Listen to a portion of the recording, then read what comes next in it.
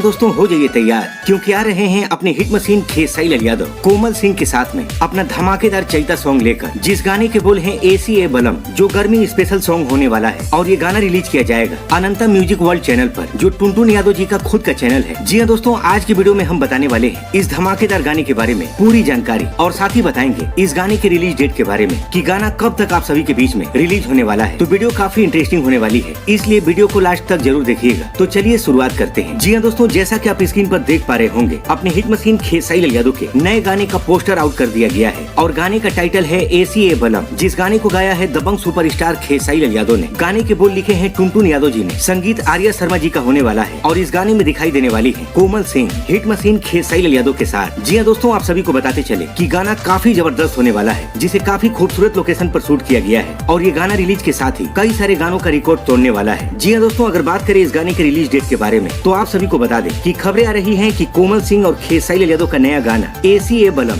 13 अप्रैल को अनंता music world channel पर release किया जा सकता है और 12 अप्रैल को इस गाने का धमाकेदार टीजर आप सभी के बीच में रिलीज हो सकता है। तो दोस्तों, आप इस गाने के लिए कितने ज्यादा एक्साइटेड हैं, हमें कमेंट बॉक्स में बताना मत भूलिएगा। इसके साथ ही आपको बता दें कि खेसारी लाल यादव और यामिनी सिंह का जो नया गाना रिलीज हुआ है गेहूं दबावे ले, यूट्यूब पर धमाल मचा रहा है। जी हाँ दोस्तों, इस वक्त ये गाना यूट्यूब के म्यूजिक सेक्शन में 4 नंबर पर ट्रेंड कर रहा है 2 मिलियन व्यूज के साथ, और दर्शक इस गाने को काफी पसंद कर रहे हैं। इसके साथ ही आपको बता दें कि सारेगामा हम भोजपुरी चैनल पर शिल्पी राज का एक शानदार गाना रिलीज होने वाला है 12 अप्रैल को सुबह 7 बजे, जिस गाने के बोल हैं मछली भात। और 12 अप्रैल को सुबह 6 बजे माही श्रीवास्तव का एक नया गाना आ रहा है, जिस गाने के बोल हैं कमरिया, जिसे गाया है नेहा राज ने, और ये गाना रिलीज किया जाएगा वर्ल्ड वाइड रिकॉर्ड्स भोजपुरी के ऑफिशियल यूट्यूब चैनल पर। तो इसी के साथ दोस्तों, मिलते हैं अगली वीडियो में एक और नई खबर के साथ। तब तक के लिए जय हिंद, जय भोजपुरी।